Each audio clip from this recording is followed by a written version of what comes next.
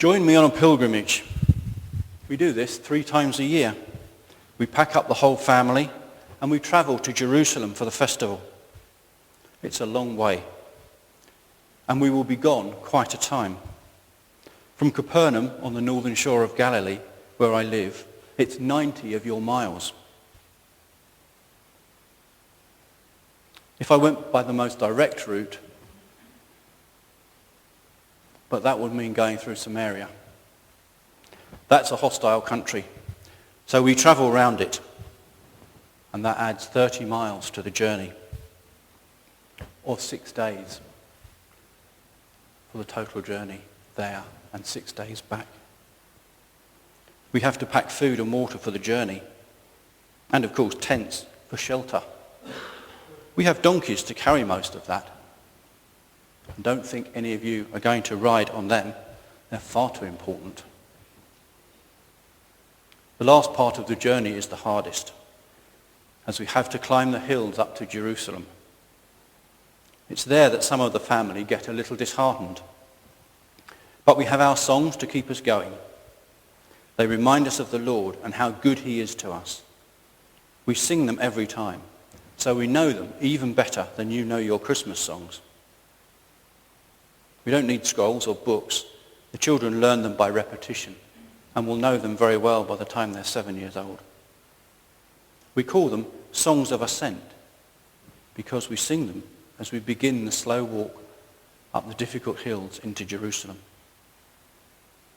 That one you heard this morning can be used as a challenge and response. It has 4 simple verses. So let's give it a try. Have you still got your books open? And then I'll tell you a bit about what it means to us. So I'll say the first line and you respond with the second. In your books it's alternate verses. I lift up my eyes to the hills. Where does my help come from? My help comes from the Lord, maker of heaven and earth. He will not let your foot slip. He who watches over you will not slumber. Indeed, he who watches over Israel will neither slumber nor sleep. The Lord watches over you, the Lord your shade at your right hand.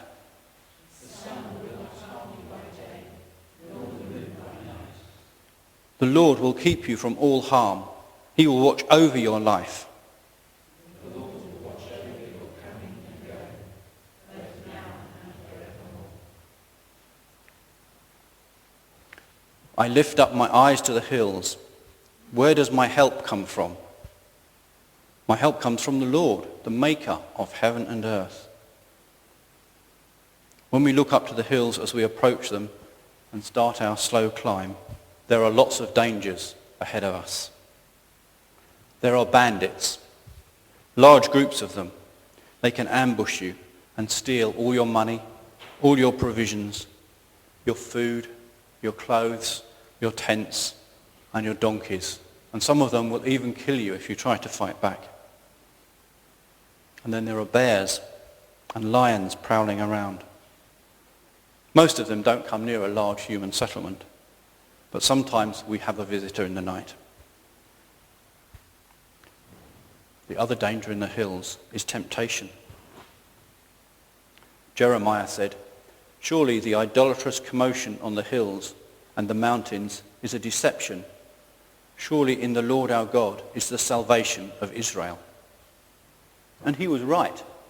Only the Lord our God can save us. We must avoid the shrines and altars of the high places, because they are dedicated to all sorts of gods. Some to Baal, but you'd think they'd have given up on him by now. But well, they don't seem to have. Baal is nothing really. The Lord our God made everything you can see. That's where our help comes from. He will not let your foot slip. He who watches over you will not slumber.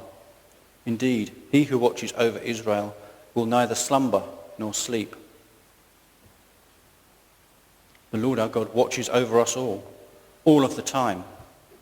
He is an attentive God and is interested in his people. The paths we follow are not like your lovely roads. They are dry and dusty, strewn with rocks and stones. It's easy to trip or turn over an ankle if you do not pay attention to where you're going. There is nowhere to get help if you have an accident. There are no emergency services. There are no service areas. There are no hotels. There are no toilets.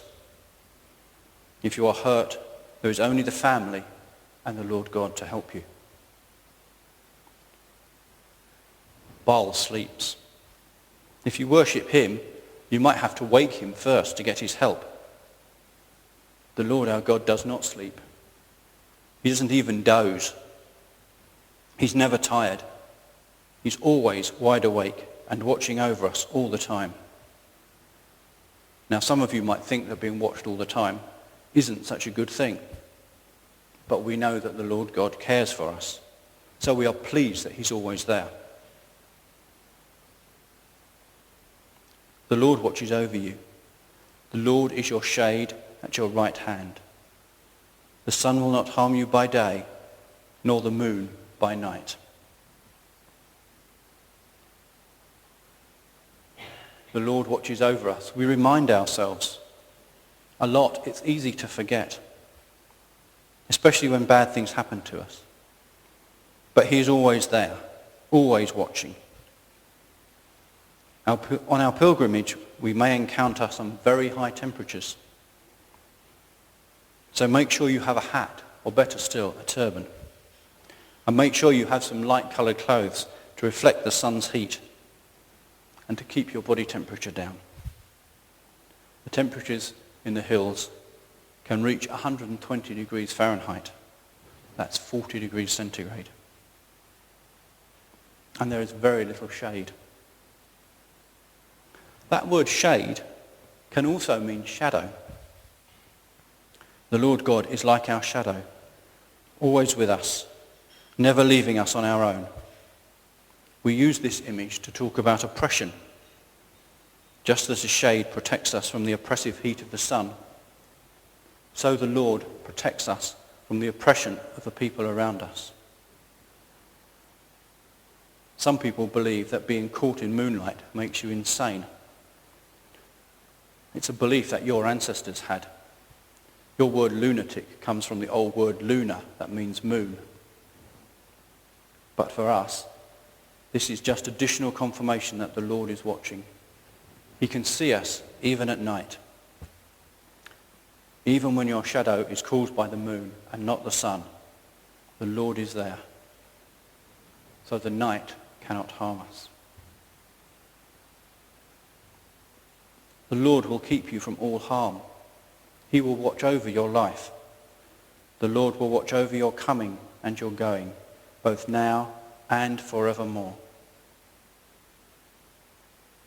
God protects us, just like we protect our children. When you have a small child, like my little grandson, you don't let him play in the road. You prevent him from going up and down stairs on his own. You put covers in the electrical sockets, even though they can't be opened without putting a proper plug in. You don't protect him from walking across the floor, though. That's something he needs to do, even though he might fall flat on his face. Because walking is part of his learning experience. And falling helps him to understand balance.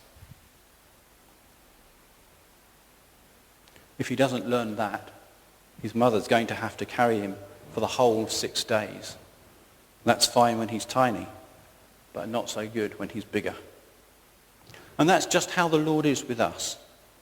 He protects us from the things that will harm us, but he doesn't stop us experiencing the hurts that will teach us about how life works.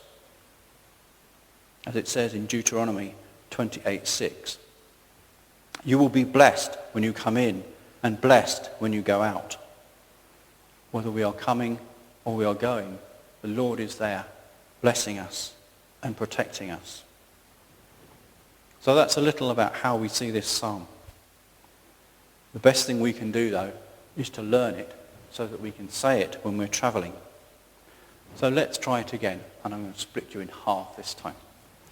So the left half of the church, my left half of the church, over here will say the first line, and the right half over here, because it's almost exactly the same number, so it's really fair, will say the second line.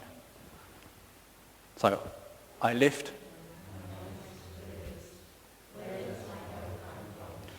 My help comes from the Lord, the maker of heaven and earth.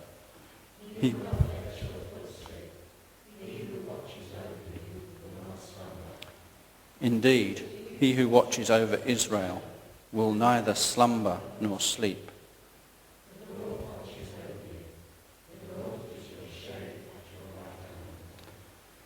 The sun will not harm you by day, nor the moon by night.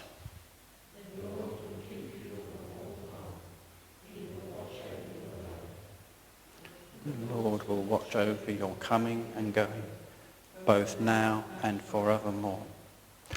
So next time you're travelling, take this psalm with you. When the children ask, are we nearly there yet? Get them to sing this.